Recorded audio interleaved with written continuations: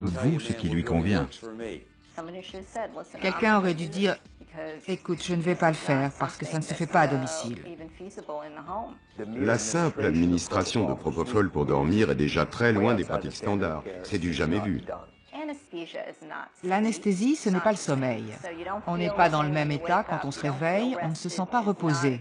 Ce n'est pas un traitement contre l'insomnie, c'est un traitement qui permet de subir une opération chirurgicale. À mon avis, ce n'était pas légal. Il n'aurait pas dû le faire en dehors du cadre d'un hôpital. Le rapport d'autopsie soulève plus de questions qu'il n'apporte de réponses. Trop de détails inexpliqués s'entrelacent pour former un écheveau d'interrogations, de théories du complot, ou même de mystification. Ce qui frappe à la lecture du rapport d'autopsie, c'est qu'on a retrouvé du propofol et de la lidocaïne dans le foie de Michael Jackson.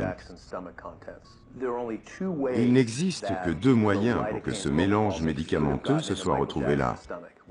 Un, il l'a bu, ou deux, Conrad Murray y a mis.